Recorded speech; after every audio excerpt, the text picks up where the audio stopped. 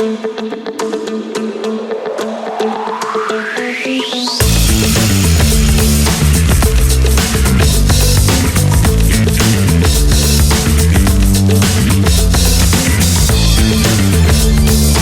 Links is located on the Cape Breton Peninsula, north of Halifax, about 3.5 hours north of Halifax. There's a need for environmental remediation. There's coal mines on the property, much more so on Links than the other course that we did a video on, Cliffs. And Ben Cowan-Dewar, the owner / visionary behind it, just his creativity and his foresight, that's why it exists. Card. Keys. I'd love to. Oops. What a pleasant surprise. Who makes the cookies?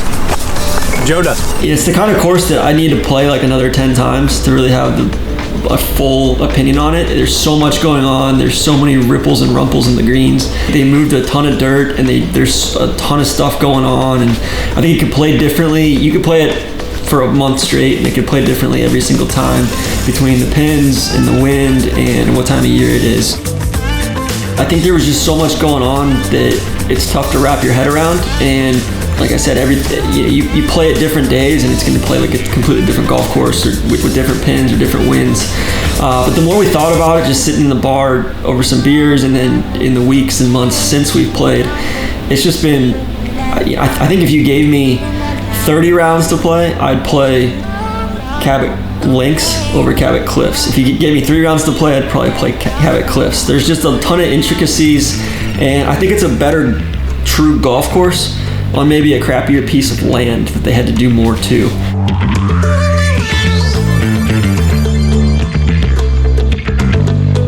Favorite hole? That's going to be a tie between 3 and 4. 3 is this short par 4.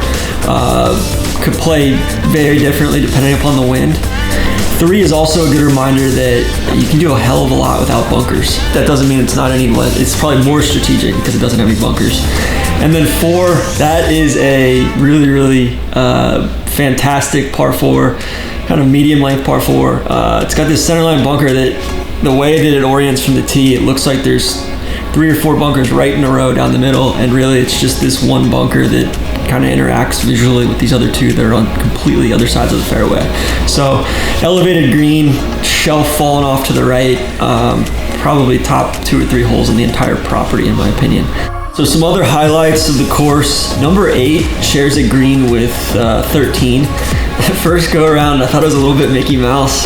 Hit a driver off the deck from like 260 out, and it was in this little funnel area. The green is like 120 yards across. Really, really cool, fun hole. You could play it. You could play it as a par 3 from one end of the green to the other. That's how wild it is.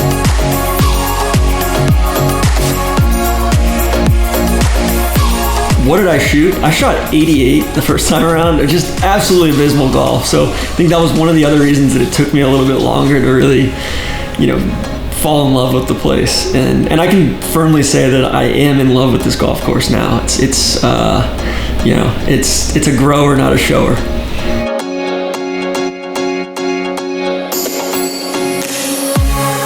So one of the things I loved about Cabot, even versus say Abandon or Streamsong, is you play right into town, and the resort has a much more intimate feel, and I think you get that a lot more on Links than on Cliffs. You play right up into this little pocket of the property on the 18th hole. The green is right next to the restaurant and the bar. You really feel like you're in community with not only the people at the resort, but also the people in town as well. It's a part of the fabric of the community, much more so than any other resort I've been to.